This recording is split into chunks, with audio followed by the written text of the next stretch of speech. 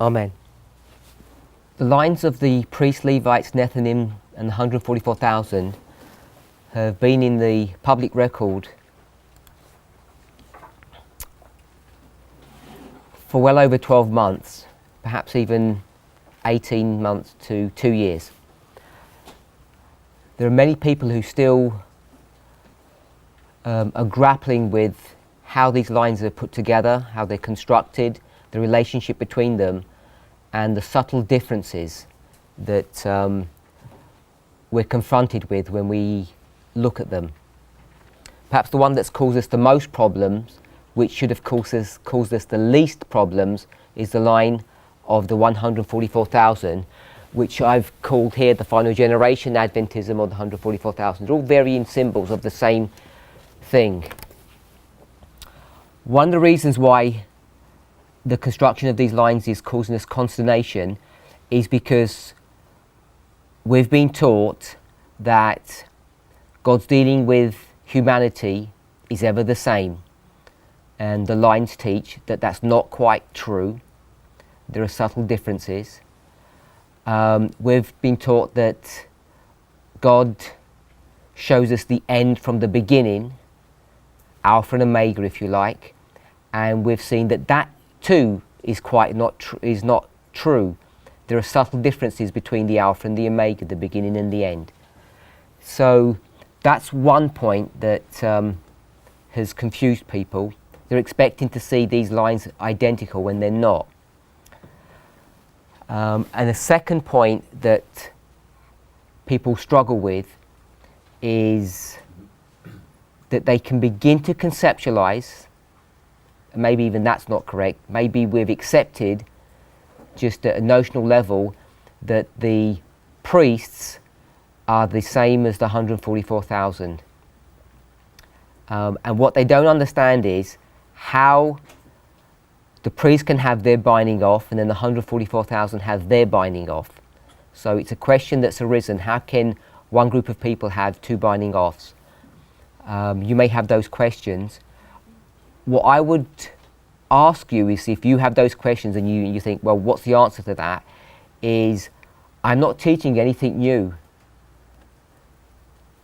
Prior to June this year, if you believed that the 144,000 are composed of priests and Levites, that's what you believed, you already knew that the binding off or the close of probation for the priests was midnight cry, raphia, panium. All of us understood that, unless you didn't believe that.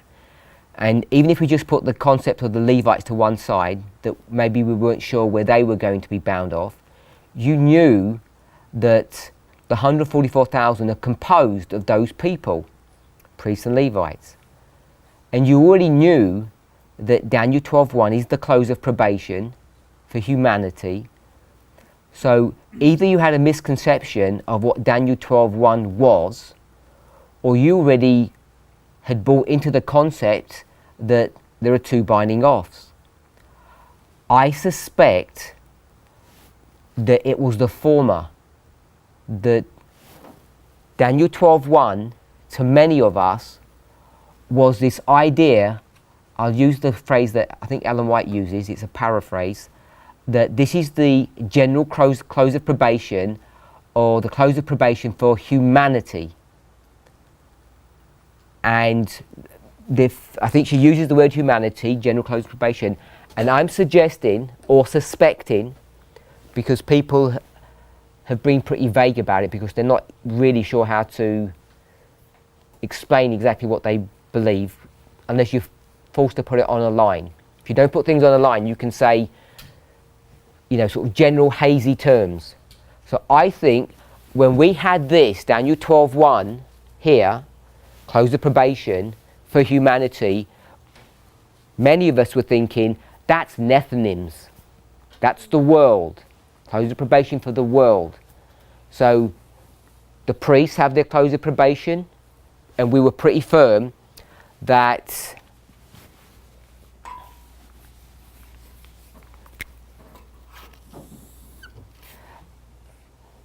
that was raphia and panium. So I'll put harvest for the priests, close of probation. Wherever you thought the Levites were going to be, and I'll just put them here, harvest for the Levites, and I'll put a close of probation. Actually, I'm going to put the close of probation here for the Levites, for the priests. This is how I think most people would have understood it. And then, this being Sunday law, this being Daniel 12:1, and there's a close of probation here. This one here, I'm going to highlight that one. This is the one that Ellen White talks about. This is the one that the Bible talks about. This is Daniel 12:1. This is what Ellen White speaks about when she says the third message closes, the beginning of Jacob's time of trouble. I think most people would have understood this to be the Nethinims or the world. And these two groups would form the 144,000, and they'd sort of go through this line, go through history, and they'd go to Jacob's time of trouble here, Jacob's time of trouble, but they'd already been dealt with. They'd been harvested, collected. They're not going through a close of probation. I'm suspecting that's what most of you, if you struggle to see that there's these multiple close of probations for God's church, for the priest, this is a model that you would have thought about. And the problem is, unbeknownst to us in this movement, us in a generic or general sense, we've changed this. And most people haven't kept pace with that change. It came on you unawares, and you didn't realise that we made some fundamental changes to this line. And what I mean by fundamental changes is we're moving where close of probation is for the varying groups.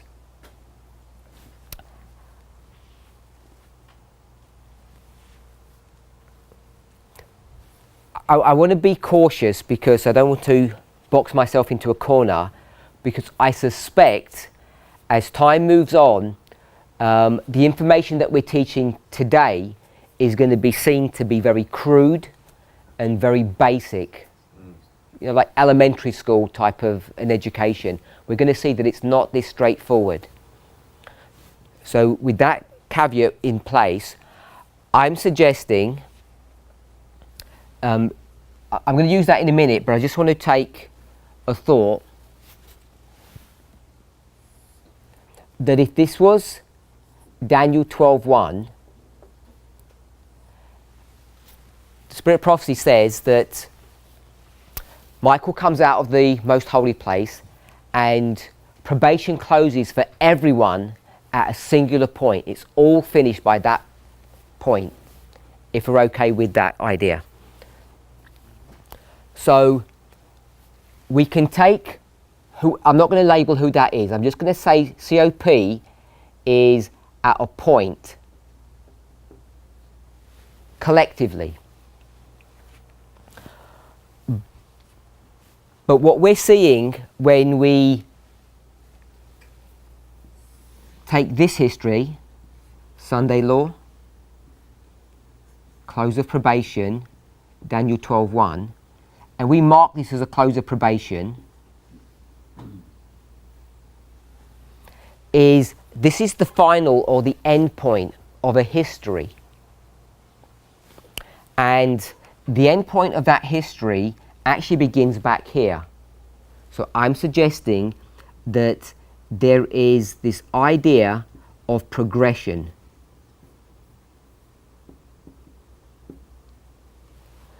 And I'm going to explain it in the following way. The Sunday law first proceeds in the glorious land, and then country after country begins to implement this, and it begins to impact people at an individual level, basically one by one. I think that's a very crude and basic explanation of this idea of progression. I think we're going to see that it's not that straightforward. I'll give you one example of that. Here I've put Jacob's time of trouble going from Daniel 12:1 to the second advent. You can see that? I've just said that's Jacob's time of trouble. But even now we already know that that's not correct.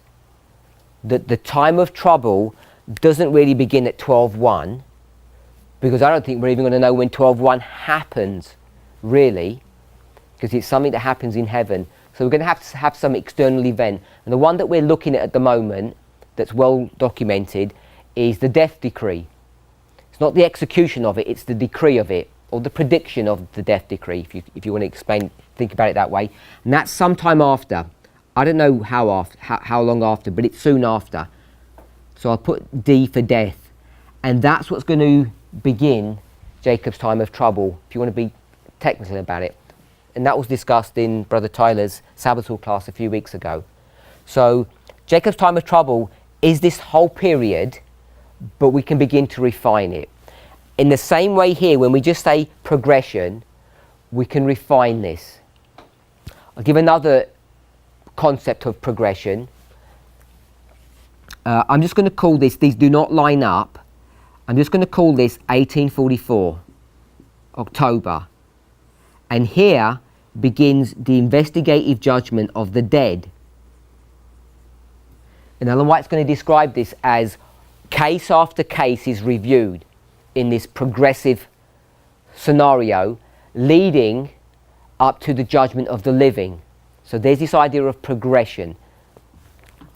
So if we can conceptualize that with the understanding that this is really a basic understanding of what's going on, what we're marking here with this COP is the last act or the final work of the close of probation for the world, but it begins back here at the Sunday Law. There's this progressive work. And I've suggested for a long while the work of this movement is not to focus upon the end of any work that God's doing, it's to identify and highlight the beginning. Are we okay with that concept? I'll give you an example of that. So if you went to Revelation 14, verse 6,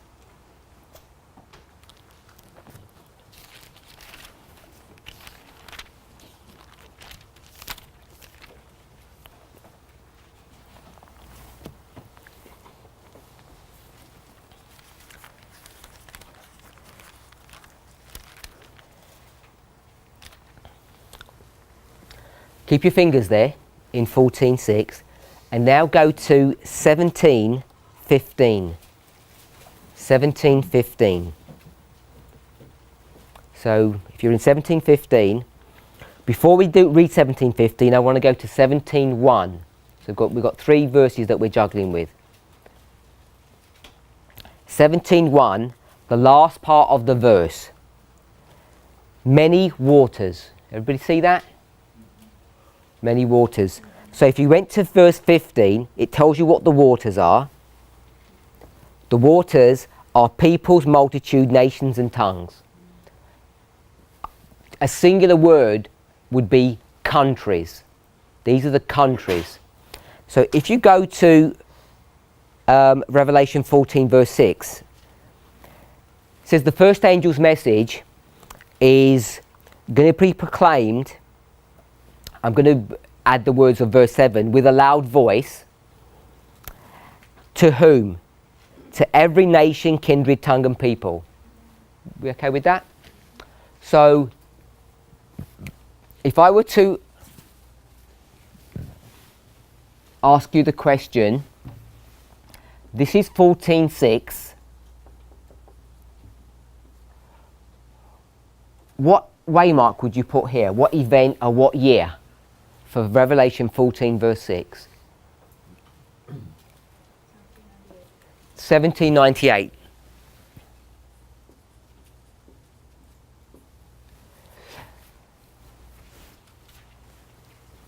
Do you agree with that, Brother Clayton? I'm not sure. What bit are you not sure about? I'm not sure the question. I mean, it could be at a different level, I guess. It could be a time in the end, I guess. I'm not sure about that.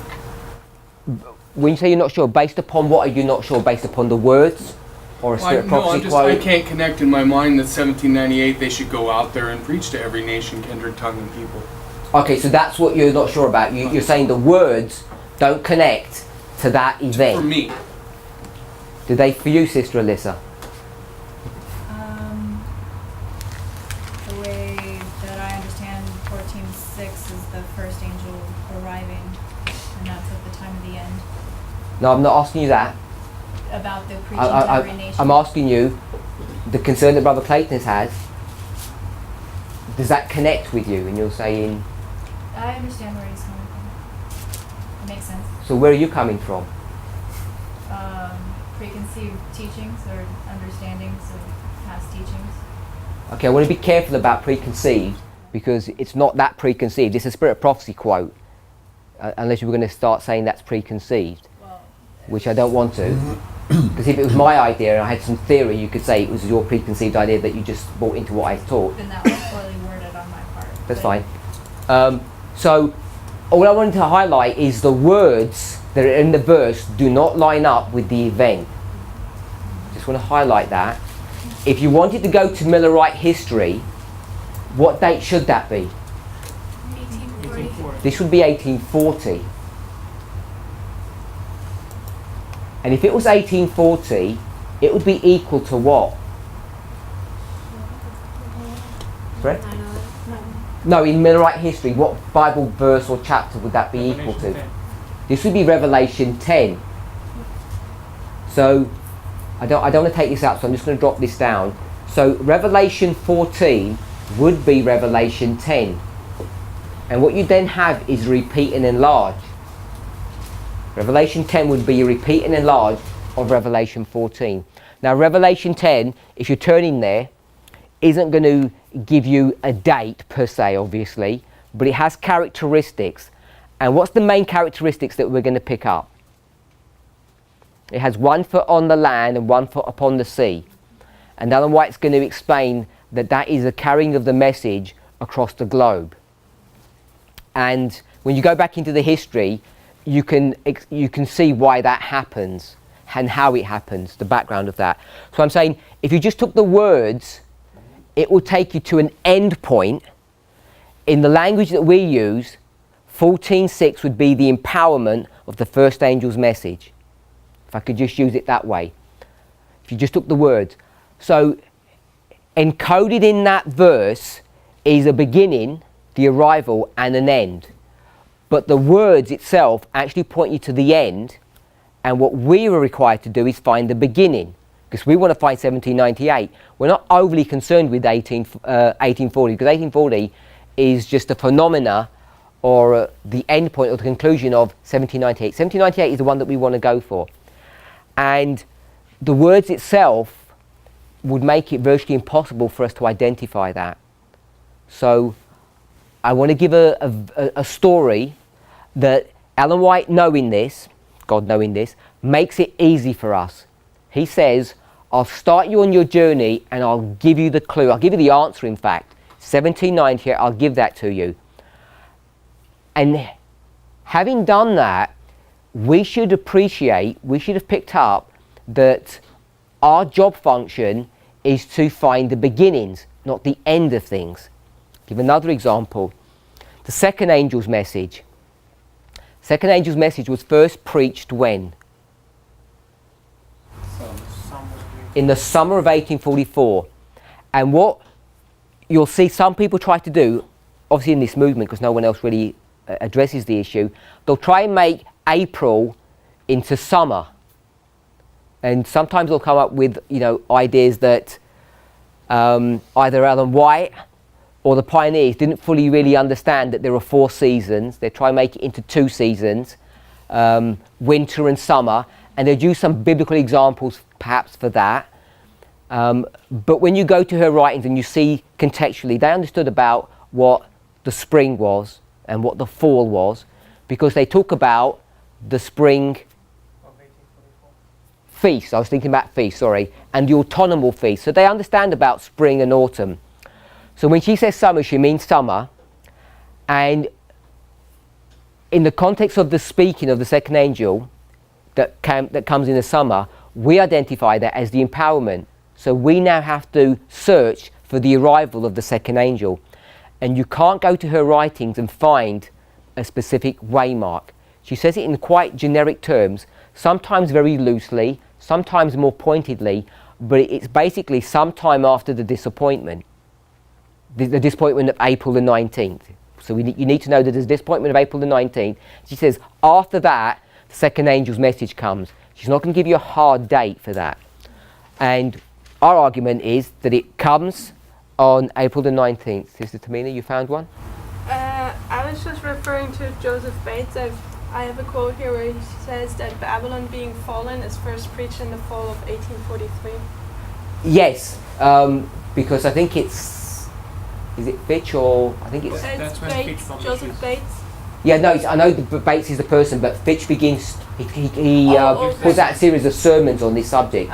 So it's already coming up in, but we don't mark that. Why don't we mark it? Because Ellen White says it's after the disappointment. She's quite explicit about that. You mean that after April 19th? Yeah, that's the only disappointment that they had, that in reference to the second angel. So why is she marking after the disappointment? What's the reason for that? Why is she doing that? Yeah.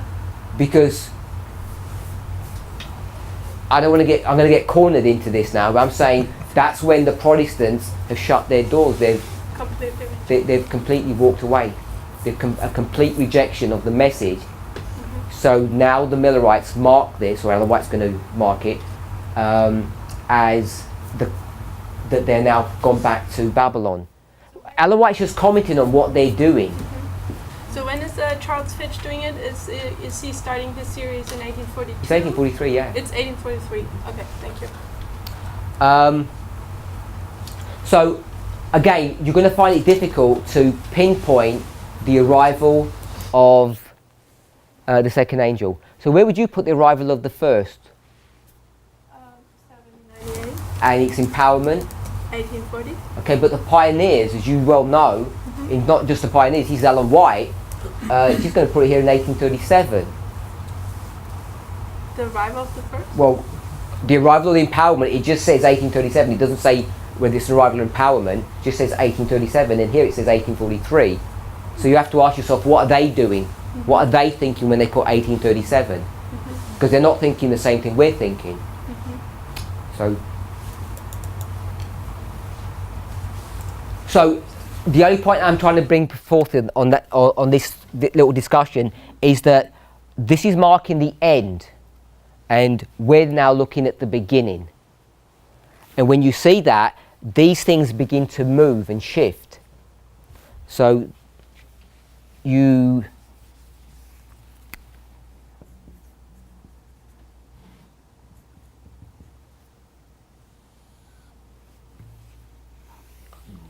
there are presentations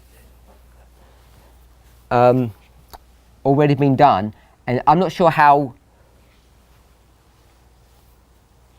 pointed they've been for you to pick up on this, but the close of probation for the Nethinims is here at the Sunday law.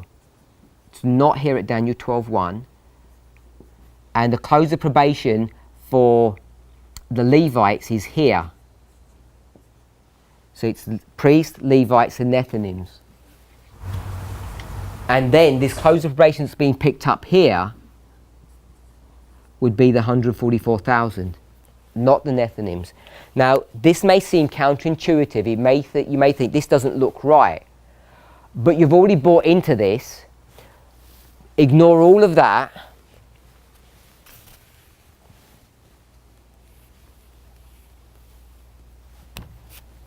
And go back to this line here. Remember how we developed this line?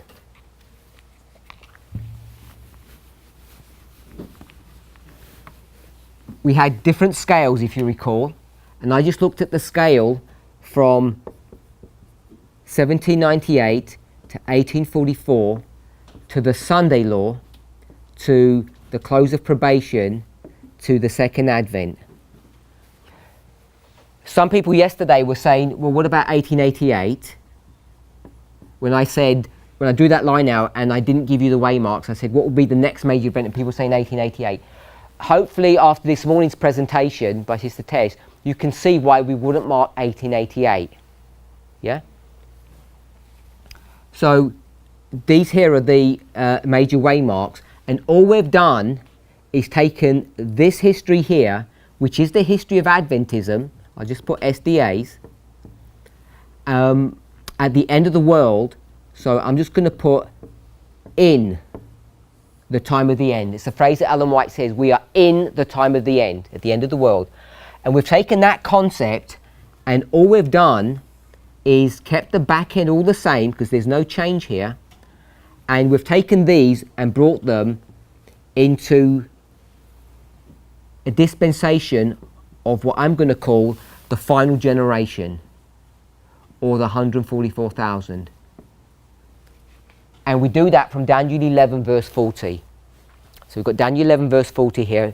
We had it down here, but I've erased that. So this would be 40 part A, and this would be 40 part B. If we're okay with that. So that makes this 1989. And this is what we have found in this movement. And this becomes 9/11.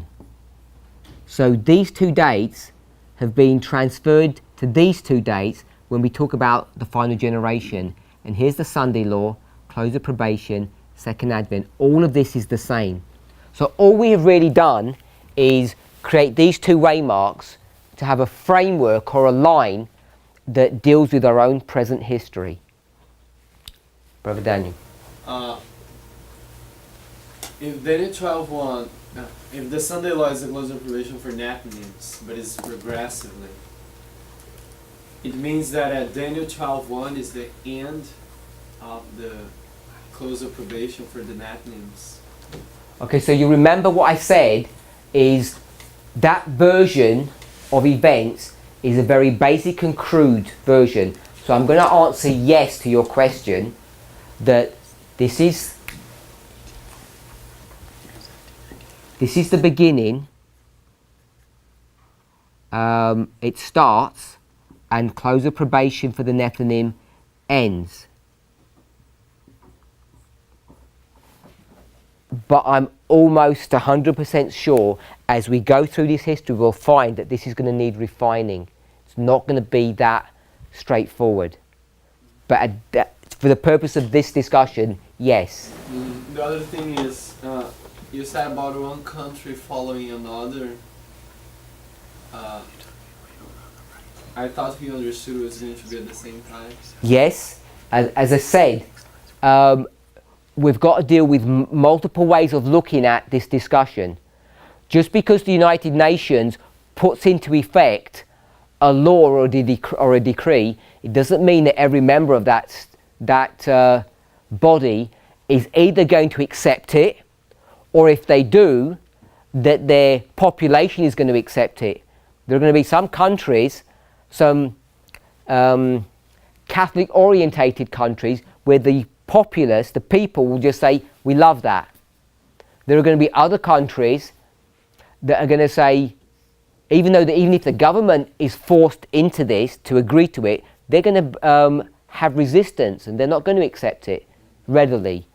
So they'll have to bring economic and military force upon the people to quash that rebellion.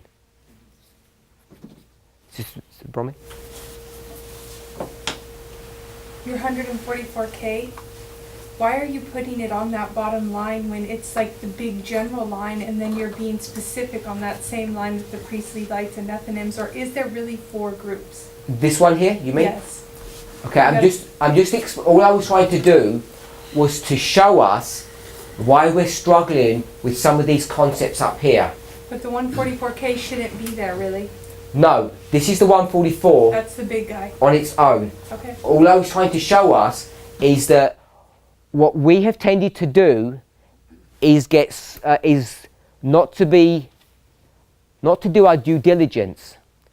We have tended to focus upon the ends of things, not realizing what we're doing. So when we say the close of probation for the church is the Sunday law, We were looking at the end point of that work. Sorry?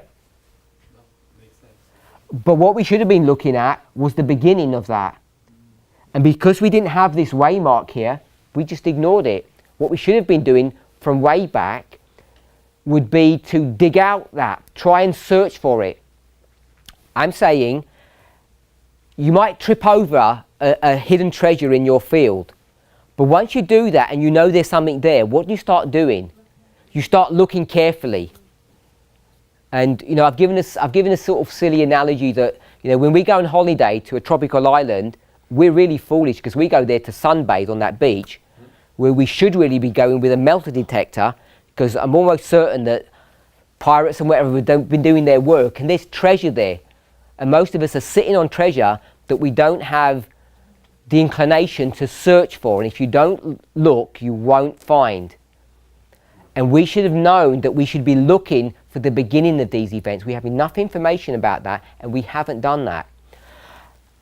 And when I say we should have had enough information, what we've done is when we created 9/11, and if I were to ask you when's the judgment of the living or when's the latter rain, you're all going to gravitate to 9/11. And I end up saying that's the wrong answer. And the reason why I'm saying it's the wrong answer is because everyone generally thinks that 9/11 is the epitome, it's where everything happens. We went, hopefully quite carefully, into Testminster Church, volume 9, page 11, and I showed you, and I wasn't sort of doing any trickery, we all read that carefully together, what is the subject matter here? Because I'm saying it's not September the 11th, 2001. She's talking about the plagues. And we went specifically to page 13. And when you go to page 13, we looked at 3 paragraphs. And this one is Jacob's time of trouble, and so is this one. And it's this one here, I think it's 13.2, which is our key passage that talks, I think it talks about the fire engines don't work and the buildings are coming down. And we say this is 9/11. And I'm saying what you're doing now is you're taking a passage out of context, and then what happens is you begin to fight against that, and you say, no, what we're doing, this is a flashback. And I'm saying if you're going to make a flashback in between it, you've got to have a really good argument to do that. And I'm saying that argument isn't there. So I'm saying this is a story about the end of the world, and what we've done is we've taken this passage and we've applied it to 9/11. And I think we have the legitimacy or the right to do that. It's an application. But because we're so focused at these kind of passages and saying this is original intent, 9/11, our focus on 9/11 has become so entrenched that we're unable to see anything else. I've seen your hand. And now we say we can't even make the Sunday law the judgment of the living. We kind of eradicate this waymark. And if you think, well, what's the big deal? The big deal is this, that when you scale back down and come to the line of the priests, the most important waymark for the priests was 2014. And we just give that waymark lip service. You know, we've been speaking for 18 months, 12 months about PBM, and I don't know why we've even had that focus. You know, if we were going to bow down to a waymark, if I can say it that way, if we were going to exalt a waymark, it should have been 2014, right from the beginning. Even today, we still don't recognize the importance of that. And you know we must be wrong in that.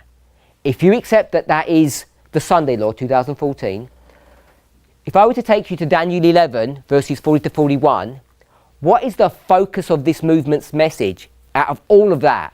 It's not verse 45. It's 41. And in 41, our focus has never been they slip out of his hand.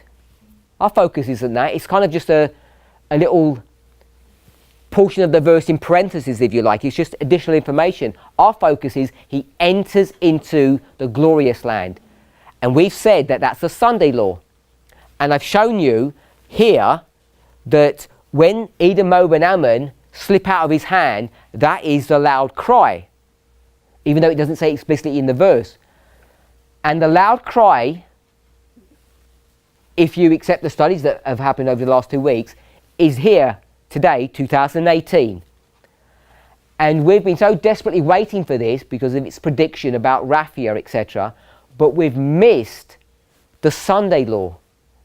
And I think we still have this conceptual problem about prioritizing which waymarks are more important than others. So, Sister Tamina.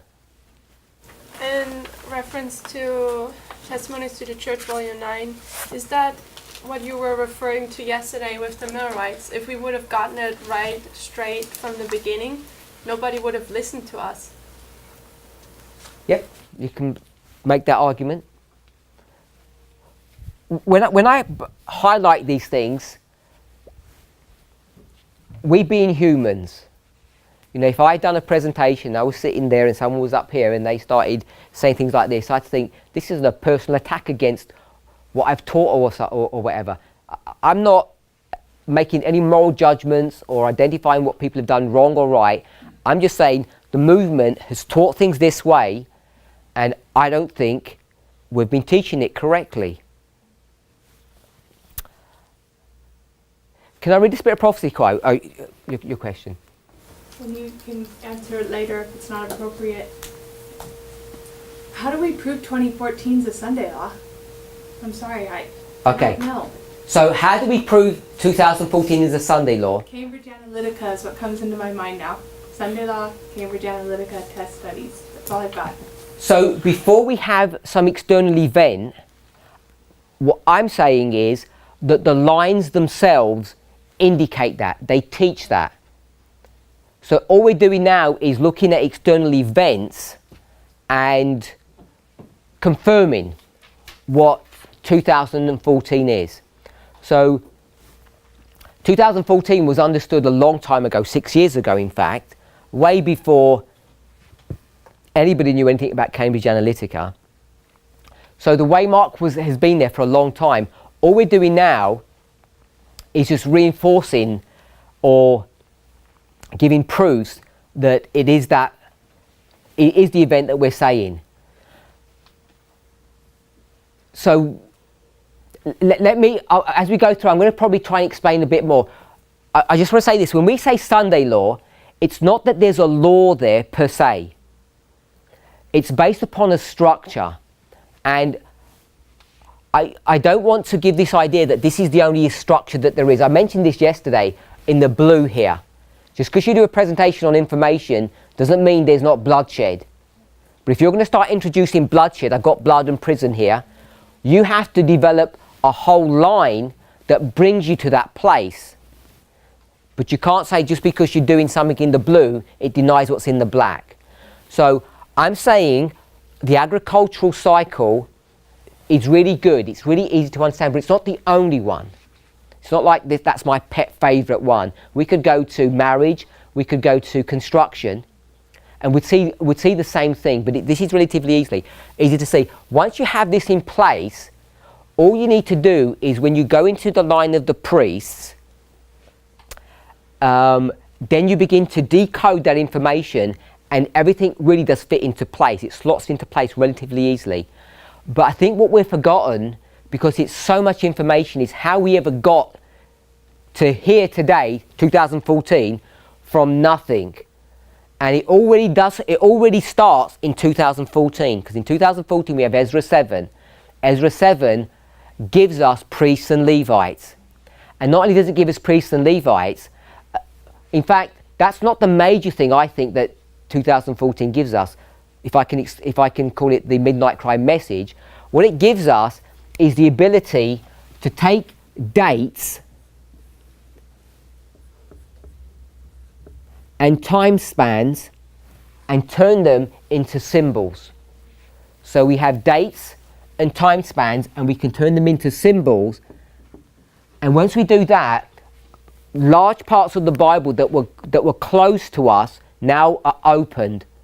So now we can say when the temple is reared up on the first of the first month, when Noah builds his ark for 120 years, those stories begin to make sense. We knew that Noah was a story about the end of the world, but without this information, it's hard to place the things properly. We have some clues, but not very good clues.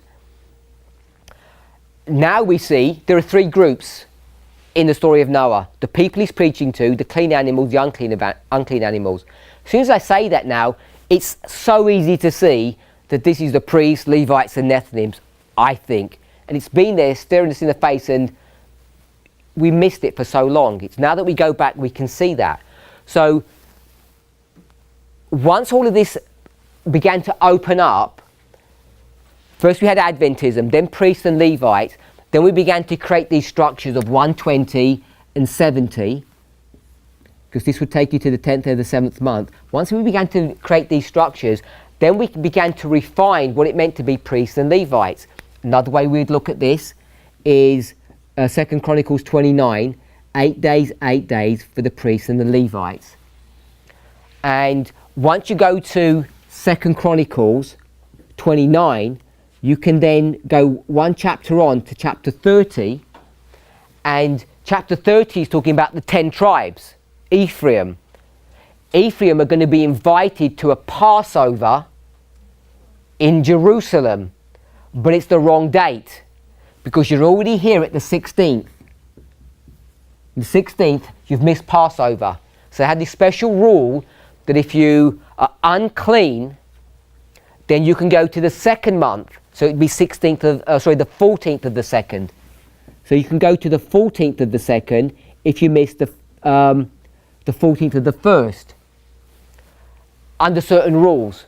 So we're going to take a symbol and we're going to say, now you're unclean. And unclean are Gentiles, which we're going to call Nethinims. And they're the 10 tribes. So we begin to create these structures of these three groups. So once we do that, we thought everything's fine. Then we begin to develop this phrase called time dilation. We say points or periods. So then this waymark here, this one and this one, they begin to open up. And then we say it's not just August, it's July. And we can find a verse for that. What verse is that?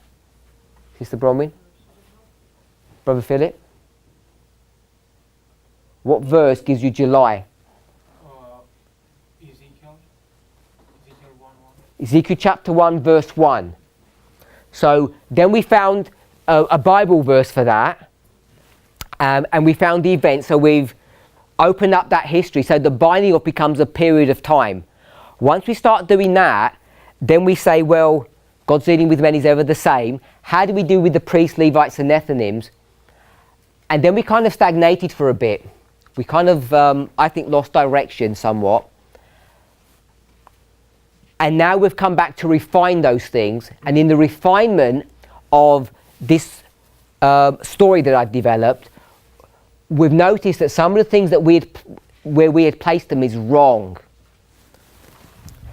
But remember, I said yesterday, when the Millerites do things wrong, they're actually right. Remember? 1843 was wrong. We say they're right. When they say October 22nd, we say they were wrong, but they were also partially right. And we're doing the same things wrong that they did. So Ezekiel 1:1 isn't first day, fifth month. it's not? No. Verse 2? Fifth day of the fourth month. That's right. Yes, 5th day, 4th, not August. It's July. It was written up there 1:5. Then I did a little tick next to it, because that was August. Oh, okay, sorry. That's Ezra 7:9, yeah? That was Ezra 7:9. Then I said then we found another one, which was the July date, midway, and then I asked for the verse for that. By the way, for the Millerites, if we want to do this, what was their key date? July or August? That was July, not August. They didn't even really recognize August. They said the midnight cry was what date? July. It's us that say it's August. They said it was July. And in our line, so you go for the line of the priest, it doesn't matter which one. What waymark is July? What do we make July? Sunday law. We make July Sunday law. The Millerites knew what they were doing. They were pointing us to the Sunday law, verse 41, and we say, we don't want to listen to you, we'll make up our own thing, and we focus upon August, which is the loud cry. So we shift our focus.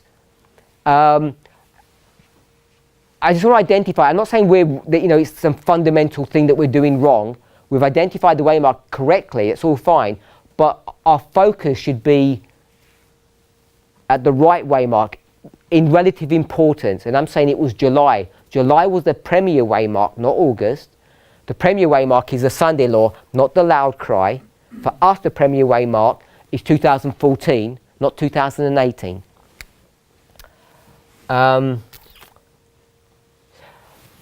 So we did this for a while. Midnight cry. This is pre-Raffia. This is 2015, I think, when we first started looking at midnight. Then we superimposed Raffia and Panion on top of that. And this was 2000, I'll put 17, because it was, December, it was hard up at the end of 16. In this history here, we used to put the latter rain, as well as the binding off.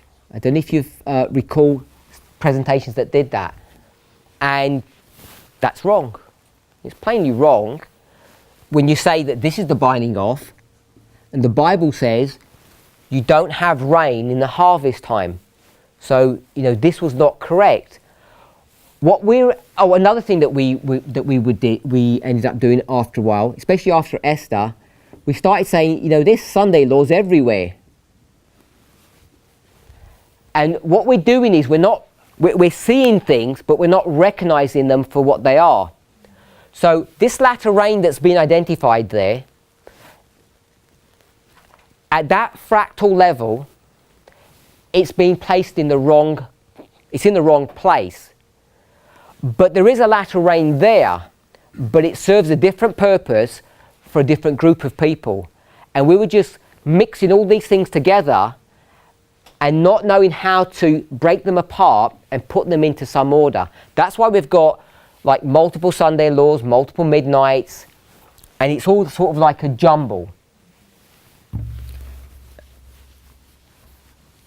I thought last night that we discussed that there was a harvest during the rain time for the Nephilim.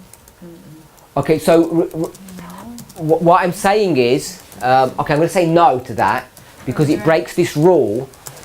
But when you start cascading lines on top of one another, you get things happening at the same time for different groups. So that's why I just said here, you've got a latter rain in the period of a harvest, but they're being applied to different people with different experiences. I remember one of the classes when we were over there, he did all the lines out, that gentleman did, and then when he was done, he erased all the lines and all the characteristics are what we took, and that was like kind of the beginning of what you're talking about. Then we would just take all those and just lay them on waymarks. And it looked really cool done like that, but I can see now that we started going. So,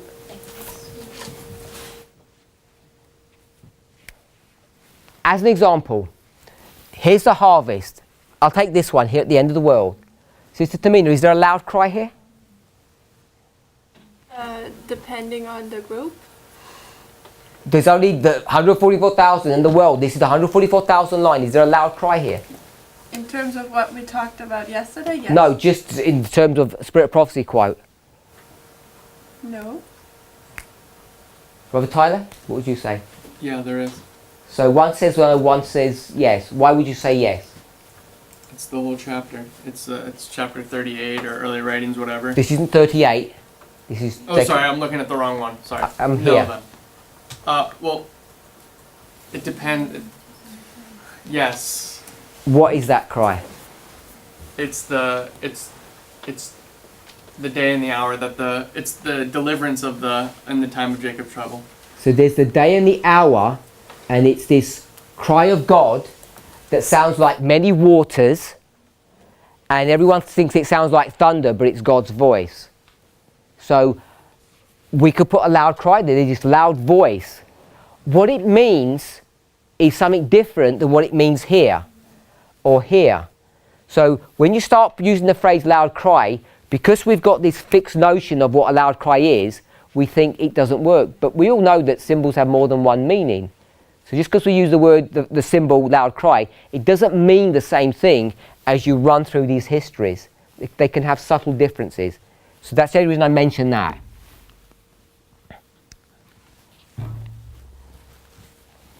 So we need to focus upon the beginning, not the end. I'll give you another example. Daniel 11 verse 40. What did we used to teach that waymark was? Part B. We still do. 1989. So we said, because we're so focused about the beginning of something, we actually got it right this time. We actually got it right. We said 1989, but we forgot something. We forgot that verses have history. And we began to have to subtly change our message to fit in with our answer to the verse, and said it all finished here. And so we began to adjust things. But we know the verse actually is talking about, I'm going to take it up to the Sunday law. I'll do it that way. It's all this history here. So it's got Raphia and Panium built into it. Takes you all the way to the Sunday law. And if you read the verse, that's what it talks about. The king of the north has finally defeated the king of the south. And we thought he had done that work in 1989, and lo and behold, it hadn't. So in this case, we actually looked at the right target, but we'd forgotten to look at the end. So it caught us by surprise that we'd have these other waymarks, Sister Bronwyn. And you've been teaching us, though, for the last week or so that we need to be in the present. So how are you marrying up these two concepts? We're walking right now, be now. But you're saying, really, we should be looking back? We've been looking forward, we should be looking back, but we have to be in the current? I mean... When you're in this history, we were in this history, walking over this ground when Daniel 11 verse 40 was being opened up.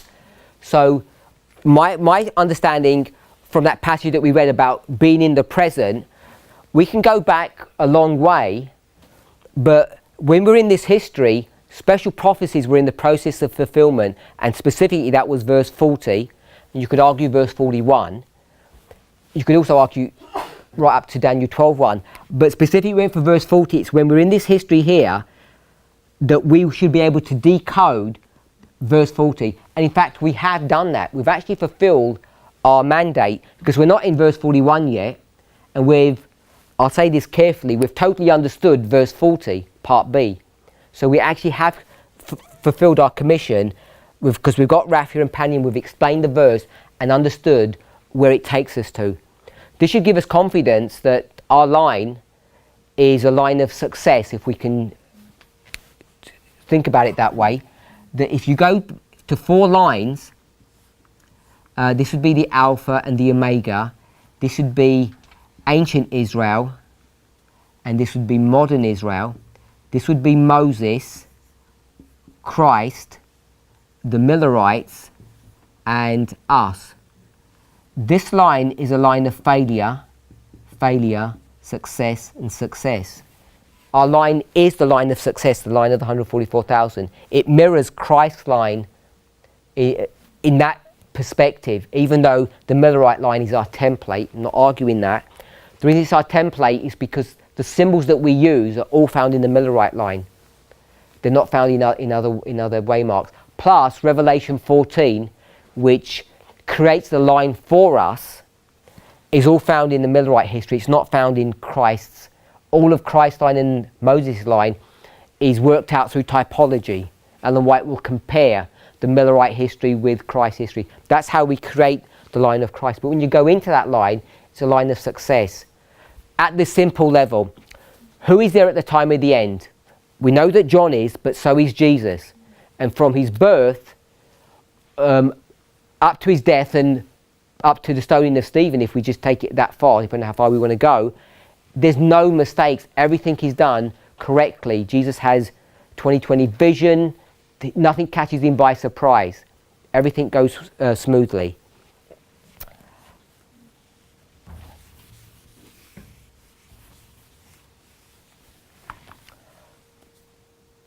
So, if there aren't any questions on this line, the line of 144,000, I'm going to go back and look at the line of the priests, if we're okay to do that.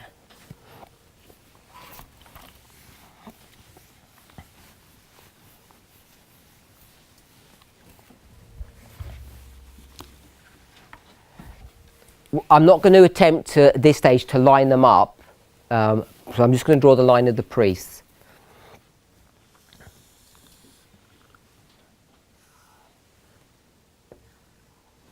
So,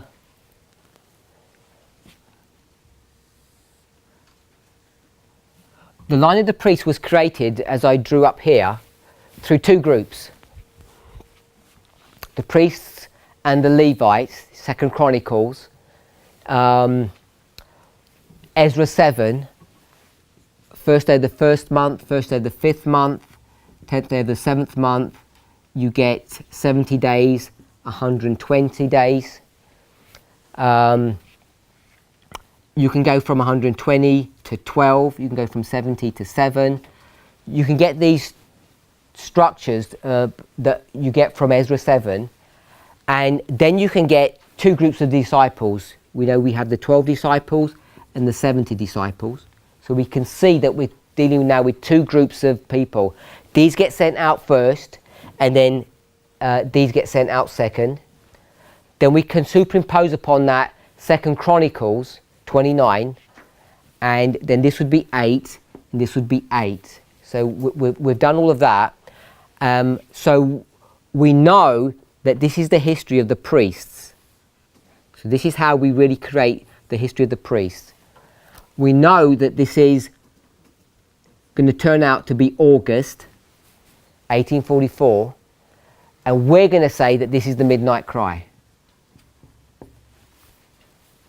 When I say we, Ellen White alludes to this as well. The Millerites, remember, have gone back to July. So this is how we're really going to begin the line of the priests. And we're going to use the argument that says on the 8th day they have finished their work. So once we've got this line here, this is basically the same as this one and this one. If I took everything out, it would just be one line. That's what we've got, that it's blank. So we need to now fill this or populate this line. So how do we go about populating the line? So we've really gone about it in a sort of a piecemeal fashion as we've gone over the last 4 years. But what we really should have done is gone to this line and taken this and superimposed it here, or shrunk it down at a fractal level and put it here, and had at least the agricultural line to guide and direct us on that. We could have used another line or another model, but we'll use that one. So we can split this into 4. You've got 1, 2, 3, 4 sections, and we know that this is the ploughing, the former rain, latter rain, and harvest. Is this the way you populate all your lines when you're wondering how to start? When you do it? It's a good idea. I'm not saying it's the only way of doing it, but even if you didn't populate it this way, however you populated it, what you would want to do is take a template, and I'm saying this is a good one, and lay it over the top to check if it fits. If it doesn't fit, I don't want to say it's 100%, but I'm almost certain you've got something wrong. If it doesn't fit, it should fit. So I've got 4 lines, priests, Levites, destiny, 144,000, that all fit using this same template, and when you run them through, they follow in the sequence. They all integrate together. to me, that's enough witnesses that this works. Okay, so we're in this history here. Sorry, I shouldn't have put that the first day there. Yeah, I was going to ask that, but that makes sense because the first day of the 5th month is the Midnight Cry, which is the triumphal entry, and that's Spaniel when Jesus comes, and that's when Jesus arrives in Jerusalem. So somehow it makes sense. Okay. So I'm going to say this is 1989, and this is the Midnight Cry, that August date, and therefore this would be midnight, and then we had 9/11. So we've got those 4 waymarks, and we don't have this one at the moment. I'm just trying to run us through the sequence of events, how we sort of developed all of this. Then I'm going to put Raphia and Panium here. So if this was 2014, how did we ever get 2014? So it was first done by using Daniel chapter 5, Mene Mene Tekel Upharsin, which gives you a 126.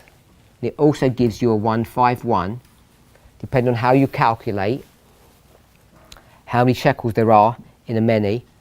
And this brings you from 1888 all the way to 2014 with a 126. And if you did a 151, it's 1863. So once you start doing that, then you know, especially when you go from 1863, that we're dealing now with a 2520.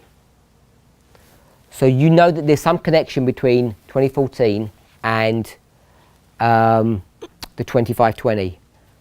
So there's an argument here that there's a Sunday law, and that begins to give the clue that there's a Sunday law here.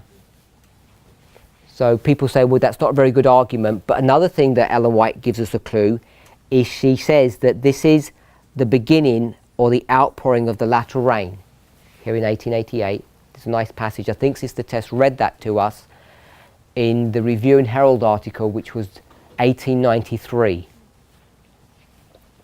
So based upon that, then the argument is that the latter rain begins here in 2014.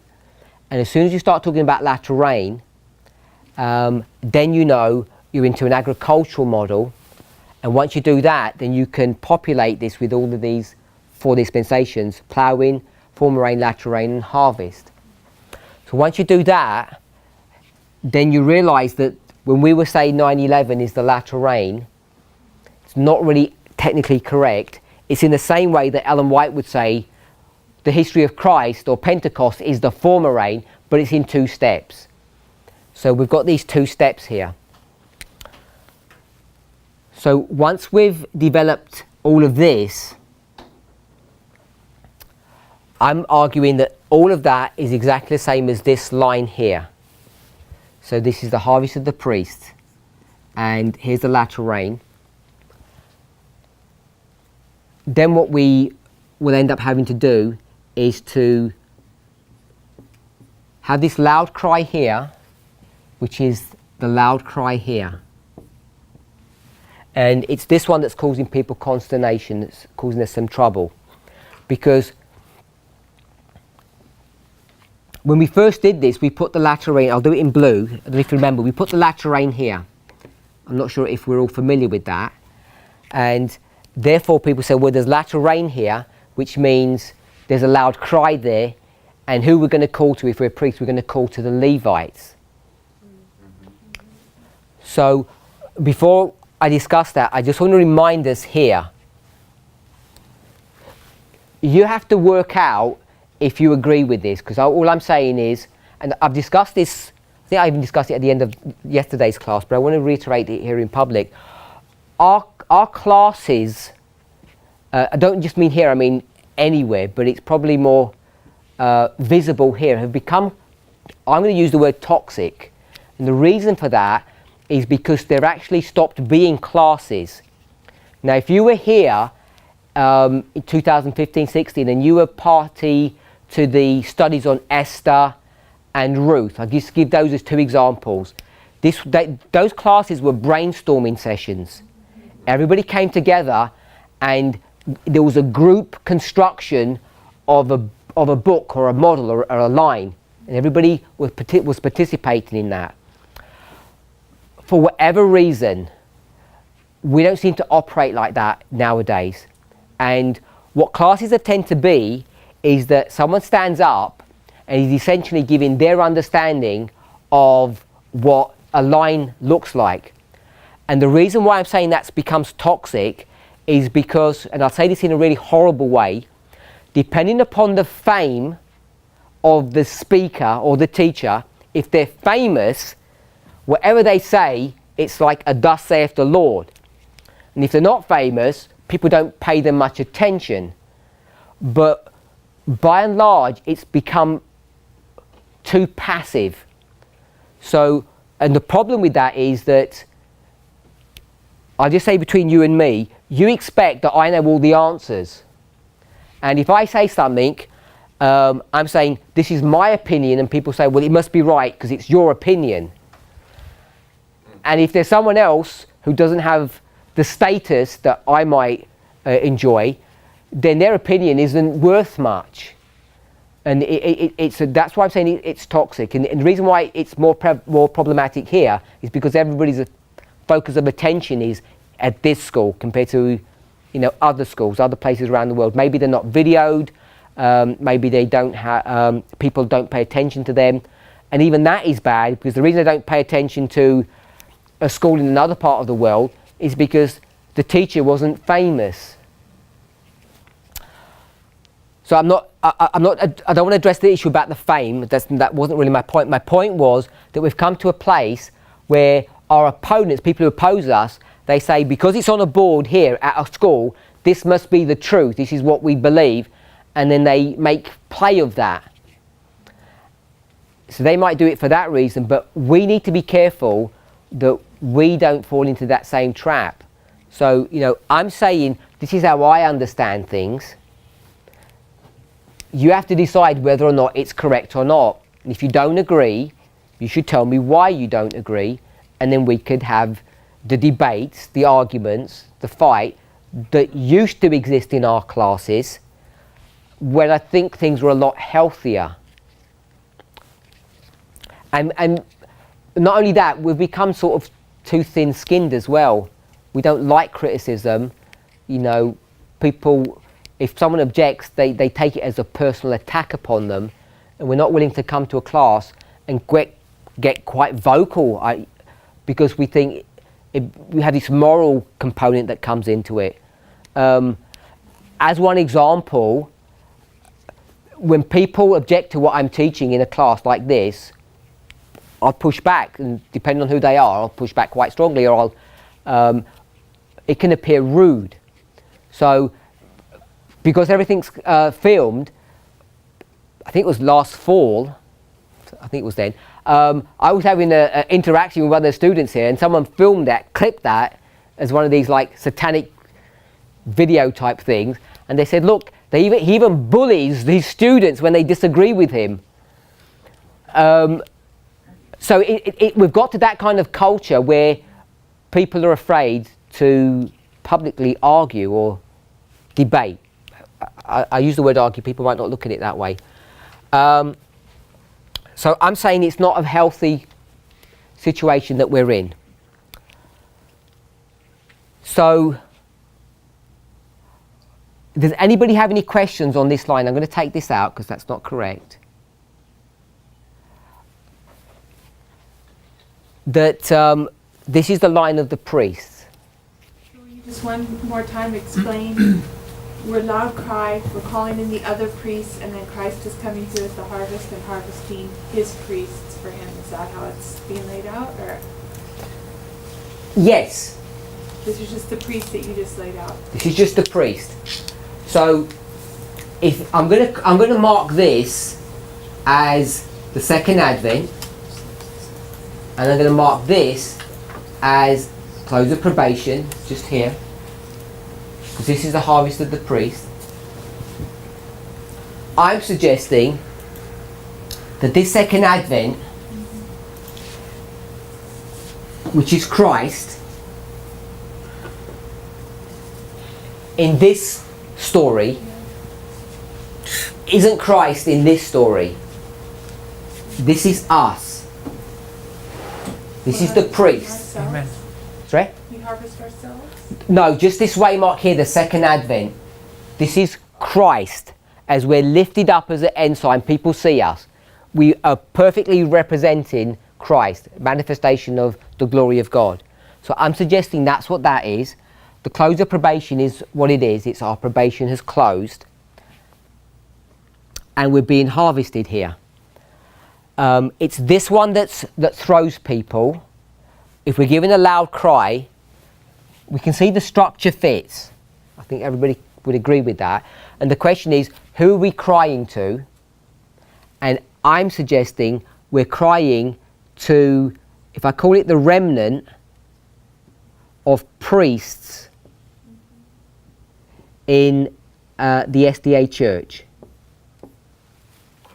That's who I'm suggesting that we're calling to. This is the last chance for them to come into this movement before probation closes. So the dynamics that are being brought to view here are the very same dynamics that are brought to view in here.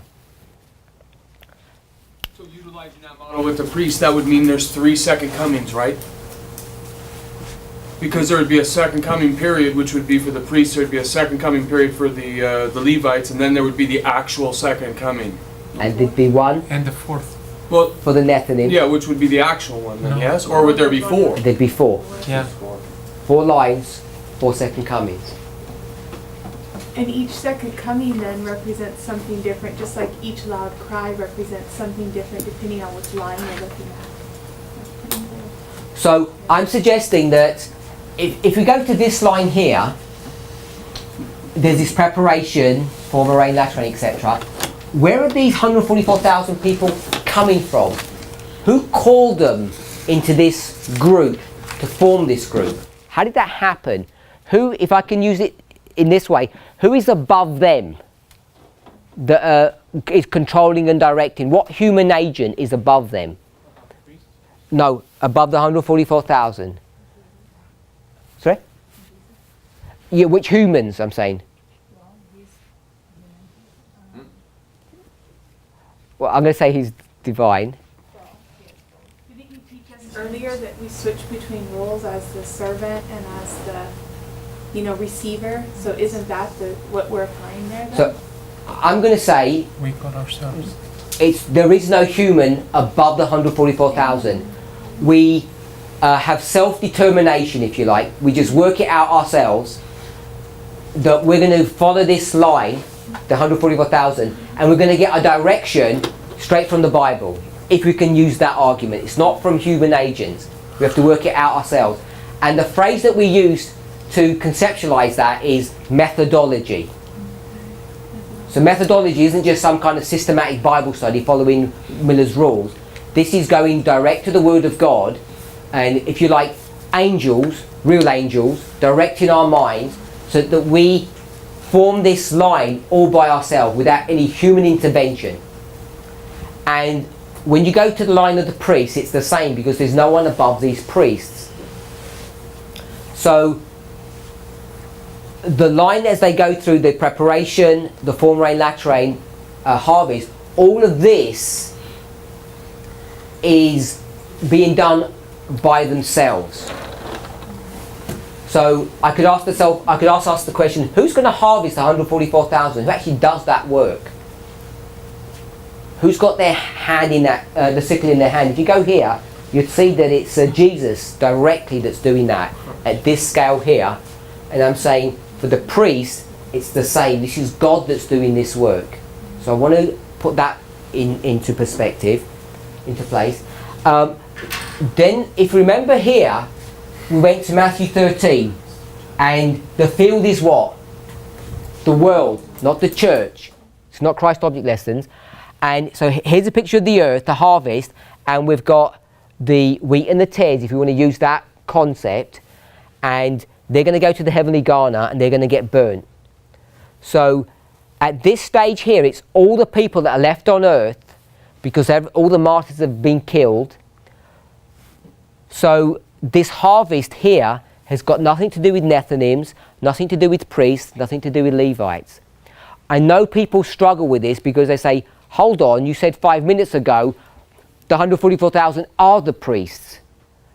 And they are, but we have to compartmentalize our thinking and just think that these are 144,000. And at that scale, this is the final generation of the world. And as you get particularly to this point, it's going to be split into two. The world and the church. Because I want to call this the church. I've called it Adventism. So by the time you get to all the way through, Adventism looks like this black line here. And all it's composed of is those people who are living, 144,000.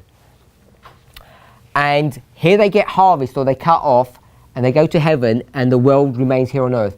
I have not considered that there's a first fruit offering here and there's a general harvest. That has to be built into that, but I've not addressed that issue. Brother Daniel, Sister Brittany. I kind of solved the problem I have in my mind to understand why the priest has to go to a second binding on, and I think that can help others. So, if you go, can you put your finger there after 9/11? So that after, like panion, create a panion there. Okay. No. Oh, okay. Just create a raf and panion. Okay. So, as I see now, we are at let's say we arrived at Raphia. And we received the letter rain for the priest, but it doesn't mean we are prepared yet for the next events of the big line.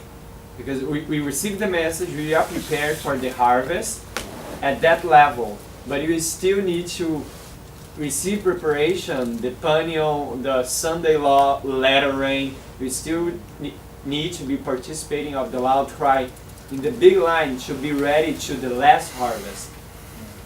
I don't know if it makes sense, but for me that's what helped me. It makes sense to me. I'll draw what you have just said. 9/11 to Sunday law. This is the former rain. What happens in the former rain? You go from this all the way to this. You grow as a plant. And so I'll draw the plant as it's growing. So we can think of the growth of a plant as this gradual line that grows, or we can think of it as at discrete points. So this plant looks this big at 9/11 because it's a seed, and it looks this big at Raphia, and it looks this big at Panium, and it looks this big at the Sunday law. So just in the concept of a plant growing, what we're doing actually is, and you've seen this, increase of knowledge is not only an escalation or a swelling, but it could also be considered as a specific waymark or a point in time. So with this one, the increase of knowledge is the time of the end, 1798, and in this one, the increase of knowledge is 1818. So both are correct, they're just different concepts. So if I were to ask you, this former rain, it's just blank. What's going on there? All we're showing is what's going on there is Raphia and Panium, just in that concept. But even that's not enough. So we're going to have more information than that. We're going to start having 2004, 2011, 12, 13, 14, 15, 16, 17, 18, and all my scale's gone wrong. So I'm going to call that Raphia now. And then 19. We've got a plethora of events now, and each one is marking how this plant matures until you get to the Sunday law. So that's all we're doing, it's just at conceptual level. Brother Faith? I think Brittany was next. Oh, sorry, I forgot. Yes, it's Brittany. I don't mean to have you backtrack, but I'm really confused about the line of the priest you have there. shouldn't we be putting close of probation at midnight and second advent where midnight cries instead of putting midnight and midnight cry? Because maybe that's midnight and midnight cry. Say that for- again. This one? Yeah, so Should be what? close of probation for the priest. Yep. Yeah. I've got it And there. then second advent. Second Advent. No, I know, but why put midnight and midnight cry there? It seems like we're conflating the line of the priest with the 144,000. Because midnight was 2014. If you recall, how do we construct the line of the priests? What do you ask? From the very inception of it. We started at 1989. How did we construct it? I'm not looking for a date, but what was the reasoning behind? Sorry? Agricultural model? No, it wasn't agricultural. It was Ezra. Oh, it is, okay. It was Ezra, 1st of the 1st, 1st of the 5th, 10th of the 7th. Ezra doesn't give you this one. The Millerites ignore this one. So it's all a kind of a bit of a mishmash. Ezra, we say Ezra 7. Ezra 7 has these two. The Millerites ignore that, create that through a logic. So they do sort of a partial understanding of Ezra. We hold on to that one because it's in the verse. We agree with them on that one, but we go back into the verse and we're certain about that. Then on top of that, we do 1st of the 1st month, 8th day of the 1st month, and 16th day of the 1st month. This is Ezra, and this is Chronicles. So this structure is going to guide us because now we've done priests and Levites. No, sorry, let me do that. Priests and Levites, like that. And here, we're going to get, I'm just going to put 12 and 70. Two groups of disciples, 12 and the 70, and two groups of priests and the Levites. So we've got this structure to play with. This is at least my recollection of how this whole story was created, was developed. Once you do that, we know that this is the 14th, 15th of August in the Millerite line, which we're going to say is the midnight cry because you parallels that to the triumphal entry. So once we've done that, then that's where I took that and brought it into here, which is where that midnight cry anchor is. The midnight cry anchor was not taken from this line. So already what I've done is conflated different pieces of logic and brought them and superimposed them on. So if I go back to this line, you'll notice what I didn't do is use Matthew 25 language here. Agree with that? There's no Matthew 25 language. Now, if I'm going to put Matthew 25 language into this, then I would say that this is the midnight cry and this is midnight. Do you agree with that? So, and if I'm going to do that, then I'm going to call this April. Sorry? The going forth. Yes, or the going forth. No, the going forth would be before. Oh no, you'd have to make it the going. That's why our line sort of gets difficult because this is 1840, the going forth, and it's also the tarrying time. They both meet at the same point. So maybe I'll do that then. I'll call this the tarrying time. Yeah, I'll just use the symbol there. We'll go with tarrying time, not the going forth, if you're okay with that. So I've used Matthew 25 language. So as soon as I bring the Matthew 25 language into that, I can't call that midnight cry, which is what you're identifying. That has to be moved back here. Are you? Yeah. Yeah. That's what you're saying. Yeah, midnight was done. Yeah, so I'm going to change this into blue. And I'll put it in parentheses. Because the way this line is constructed, when we populate it, this can't be correct. So let me come back to that. We start off like this, from here. And we're going to end up saying that this is the 1st of the 5th, the 1st of the 1st, the 10th of the 7th. Then we're going to drop that one down and we're going to say this is the midnight cry from the Millerite history.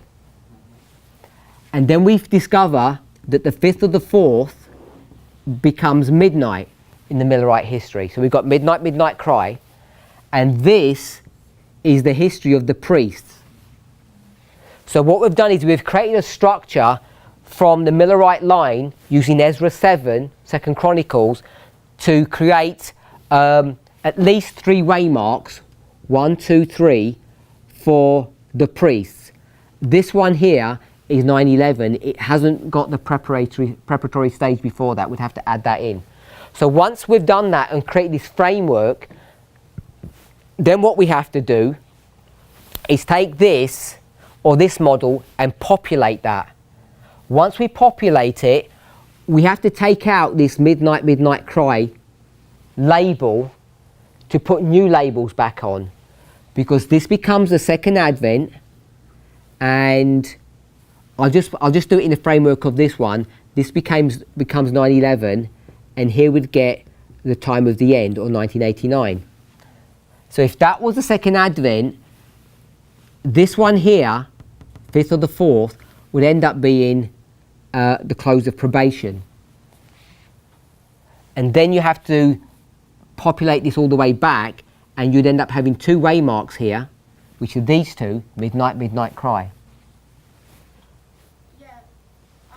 But what Daniel asked, with Raphia and Panium being between 9/11 and the Sunday Law, isn't that the equivalent of midnight and midnight cry for the 144,000? No, I don't believe it is. The reason why I say that is because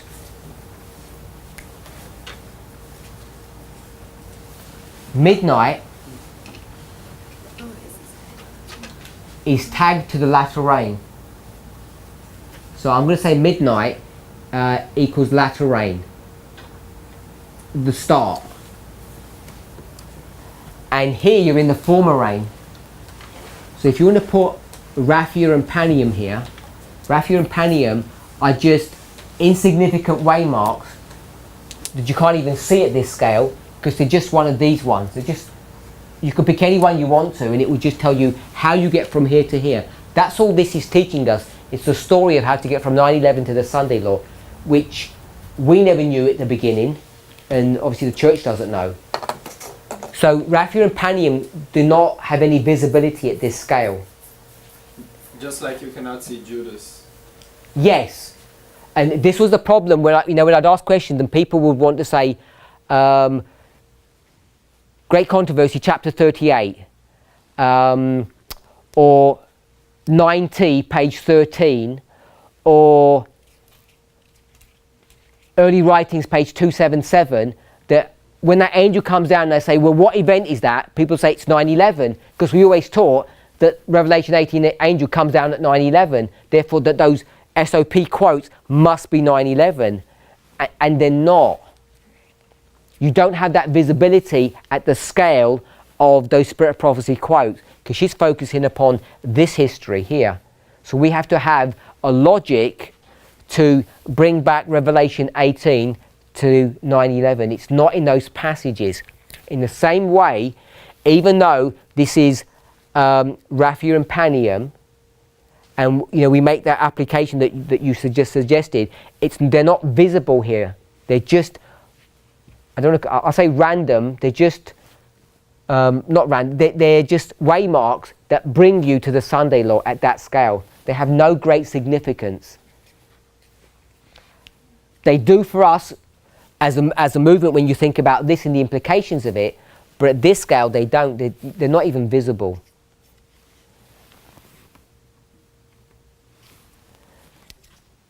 So hopefully that explains why these become midnight, midnight cry, but at the scale of the priest, they're not midnight, midnight cry, which is why I've objected, if you've heard me say this for a long time, that if we were going to say that this,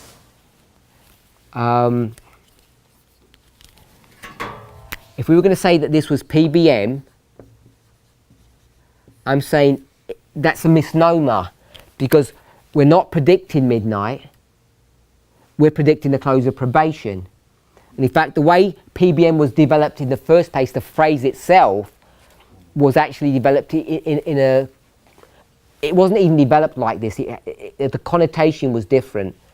Brother Daniel, Sister Bromley. Yeah, I think it's just about a label problem as far as I see, because normally what we say is 9/11, midnight cry, Sunday law. But we don't recognize that Sunday law is an event, and midnight cry is a symbol of an event. So you have 9/11, it's an event. Midnight is a symbol, Matthew 25. Midnight cry is a symbol, Matthew 25. Sunday law is an event. Then we blend them together, and you don't realize Matthew 25 is going forth, midnight cry, shut door. Now we have the symbols. Let's place the events there. So if you go to the big line, where is the shut door? We're going to say the Sunday law. It's not. It's Daniel 12:1, close of probation. Then we come back. Before the close of probation, what do you have? A loud cry. And what is the loud cry? A midnight cry.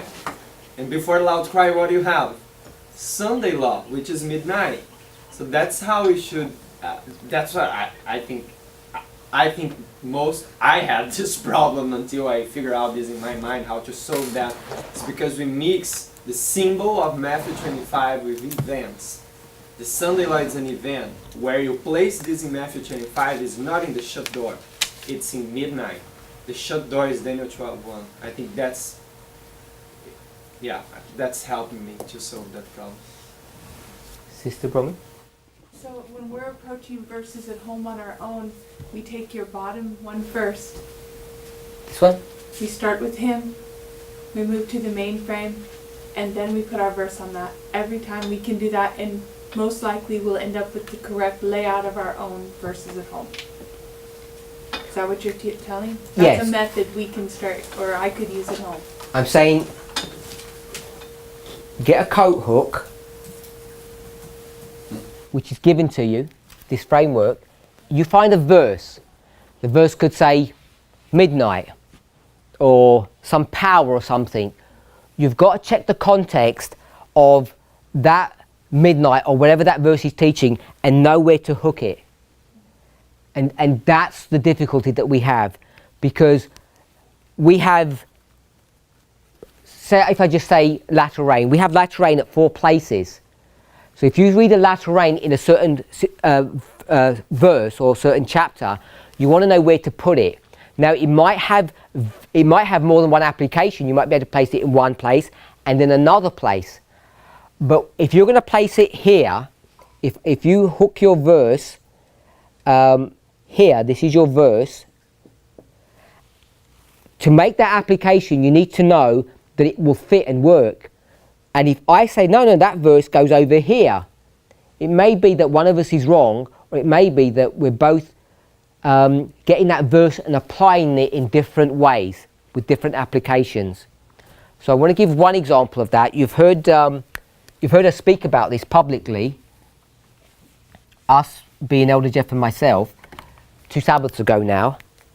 I don't know if you picked this up. If this was raffia, I was saying that the temple is finished. And I just said before already, so I'm just going to do it like that. Already finished. So if it's already finished, I was saying there's something going on here. And what that is, I'm just going to say it's the midnight cry, or it's us. And then he pushed me to say, well, are you saying that's the 8th day? I'm saying, yeah. So I say, this is the 8th day. And he's saying, hold on. If that's raffia, then he's saying the temple is finished here. And then this is the 8th day. So it looks like they're 2 contradictory statements. We're all using similar verses or similar principles, similar ideas, but you're coming up with different answers.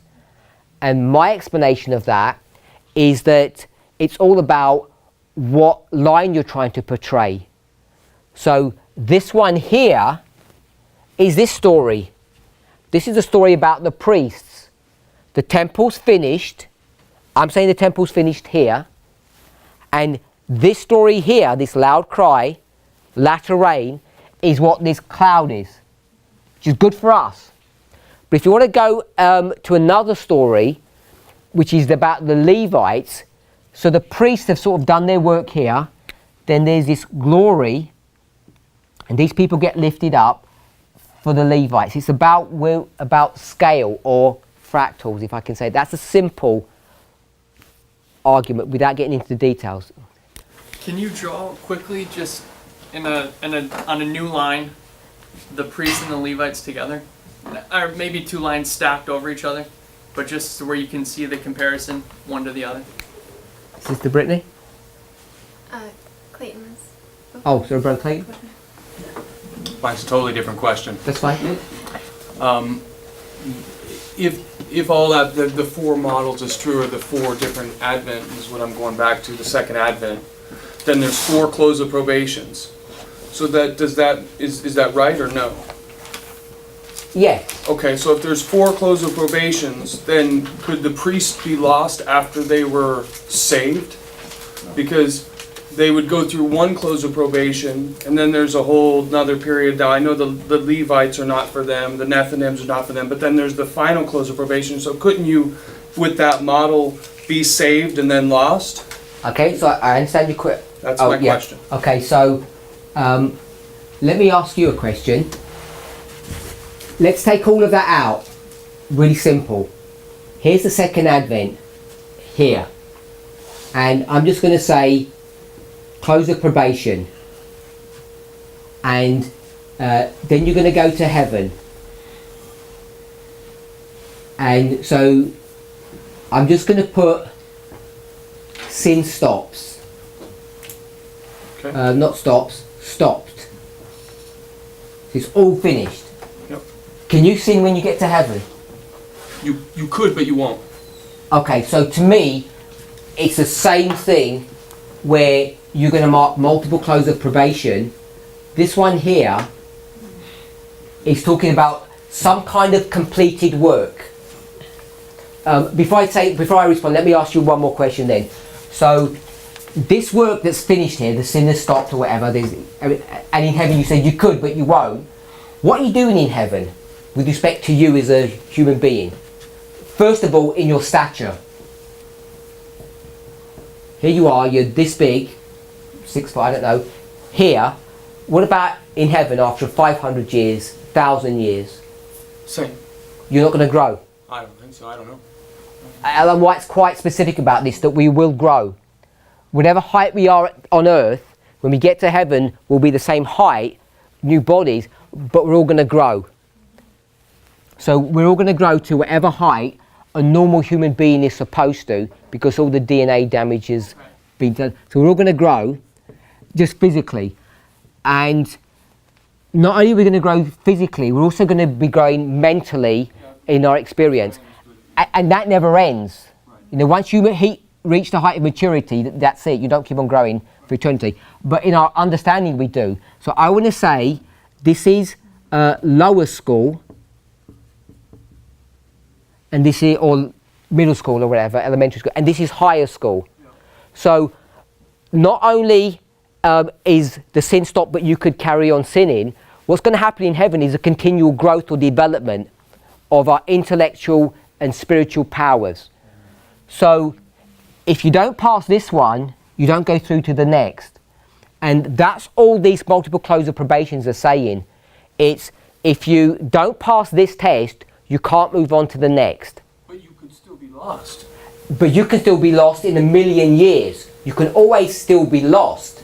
No, I'm talking more practical, more than could be's, though, with my question. Meaning, is there a theoretical scenario with your understanding that you could pass the close of probation for the priest and the day after sin and be lost at the real probation, or that could not happen because you won't? It's more of a practical question than theoretical. I understand that, and the way I would answer is the day after Daniel stands up, Daniel 12:1, where Michael stands up, the day after, practically, could you sin? You could, theoretically, but you won't. Why wouldn't you? Because of the love of God and you don't want to. So that very argument that you're going to have here with only one close of probation is the very same argument that you have for close of probation. Yeah, but then what's the point of the fourth one? I'm going to argue that there's not just a fourth, there's a fifth actually, because I don't think we're going to be free, let loose, to come back to Earth and populate this without some corrective work that hasn't been completed here. For one thing is, we're going to take a whole heap of people with us to heaven, because without us, they can't be saved. Without the 144,000, the first fruits, the general resurrection can't happen. And you've got plenty of people in that group of people that are going to come up who have got some pretty warped understandings of God, about human beings. They have racism in them. They have the hatred of Jews. They ate incorrectly. They're going to go to heaven and say, you know, where's the beer? Where's the chicken? Why can't we eat this way? Why can't we dress this way? Some of them may not even have a concept of who Jesus was. They've never even heard of Jesus. So there has to be a lot of re-education going on in heaven. Not only that, no matter how much development we have here, even between us, if we're part of the 144,000, if we all make it, we still have varying levels of understanding because of our talent. And I'm not saying we get to heaven and we're all going to be equal. I don't think there's communism or socialism in heaven. There's hierarchies there because people have different talents. What we take here affects us through eternity. But there is some special work that needs to be done here in heaven. And I think it's the closing work of the sin problem. Most of us don't realise the enormity of sin. So my question is, it's a rhetorical question, so I'm asking you to answer it, is why do we stop sinning? And my understanding is, after this, we still haven't tasted the consequences of sin enough. It hasn't impacted us sufficiently that you can almost guarantee that every human being is not going to sin after that. And I think that's what that millennium judgment's about. When we open the record books of all of those wicked dead who are about to die in the lake of fire, not only are we passive participants in there or like observers, we're not. We are now judges. And you and I aren't just going to judge random people. From my understanding, God's pretty tough. I was going to say he's pretty mean. He's pretty pointed. I can't prove this, but I'm suggesting that in the millennium, your best friend or your relative, someone who you really like, who hasn't made it, their record book is going to be given to you. You have to check their record book and then you have to make a judgment on them. The judgment is death. You already know that. But now you've got to decide how long they burn for. Well, you're watching them writhing pain, suffering, whether it's 1 second or however long it goes, I don't know, a week, 2 weeks, months, I don't know how long it is. You have to make that decision. Especially when you realise and you open their record book and you see that you are part and parcel of the reason why they're in that mess. That it wasn't just them, you put them there. Maybe you put them there directly and you extricated yourself and you're there. Once you really taste the consequences of sin and it touches you, I think that it's going to sort out the sin problem, that you won't sin again. So when we come back down to earth and real eternity begins, sin won't arise the second time. It's not because we could just say theoretically, you choose not to. I don't think it's just that simple about choosing not to, because we could choose not to today. Close of probation is not just about the sin problem. It has much more implications of that. And we have to go through all of this training so at the end of the millennium, when sin is eradicated from the universe, it's really eradicated from your heart in a permanent fashion. And I'm saying, by the time you come up to Daniel 12:1, the sin problem in your heart, my heart, all of ours, is not sorted out. When you get to heaven, it's not fully sorted out. It takes this extra work, and I would call that a binding off, because Satan's bound here on the earth for 1,000 years. It's that final work that's really going to sort out the sin problem. So I personally don't have a problem to say, okay, you could sin the next day, you could sin the next day, and the next day, and the next day. You get into heaven, you could still sin the next day. when you're told to judge your best friend or your relative's case and you say, I don't want to do that, that's rebellion. Sin has arisen a second time in heaven. And you're going to be confronted with the pain and agony of that. And that is what's going to take us right to the very end, where you say, if it costs that much, it's just not worth doing. So, yes, you could sin the next day, and it's not just theoretical, it's practical, but you can do that all the way through, I'm going to say to the end of the millennium, because after that, we'll have been straightened out. And if you're inferring that at Raphia, you and I aren't going to be fully straightened out, I agree. But neither will we be at Daniel 12:1. I don't think we're fully straightened out. We talk about earthiness and there's no more sin. For sure that isn't, but that's theoretical. Practically, we've still got a lot of baggage to address, to deal with, and I don't think that gets dealt with properly until you get to the millennium judgment. The 1,000-year judgment, I don't want to call it millennium, the 1,000-year judgment.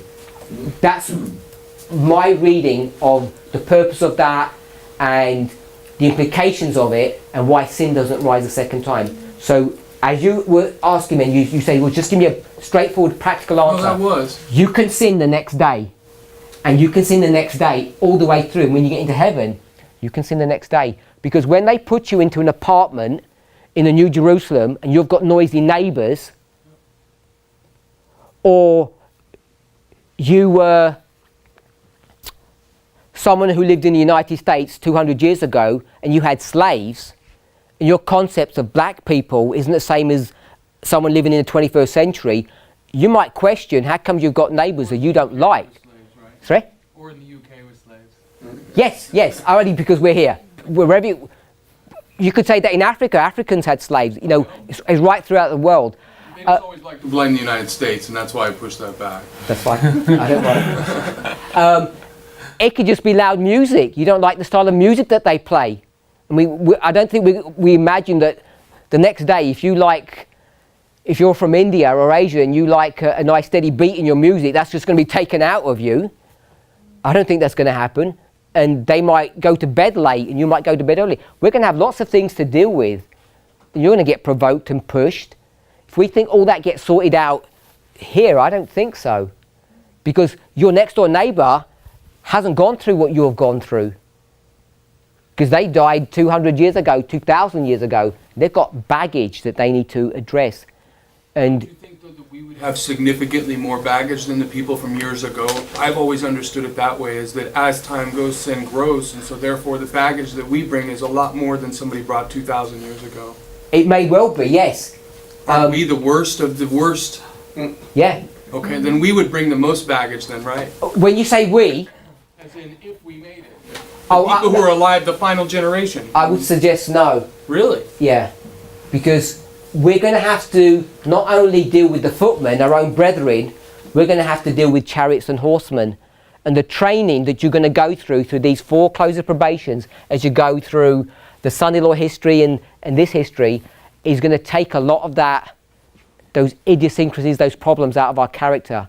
Because if we haven't got our lives in order, straightened out, God can't end the controversy because it's not been proven to the satisfaction of those looking. There'd be a whole nother set of lines 100 years from now. Yes, so those people say, we don't trust that those people can come up, we object to it. So he has to say, no, trust me, but not trust him. You have to have some evidence for the trustworthiness. I think we have to get a lot of our problems straightened out, which is why many of us are fearing, because we've only got a short amount of time and Raphia comes, and we're saying, we've got too many idiosyncrasies, we've got too many problems. They need to get sorted out by the time you get to Daniel 12:1. Hence, it's not a blank space. They're premeditated events or problems or things that we have to confront that God has created or designed or allowed before we get from 9/11 to the Sunday law to guide and direct and to weed out all the tares, for one thing, but also to help us to grow and develop.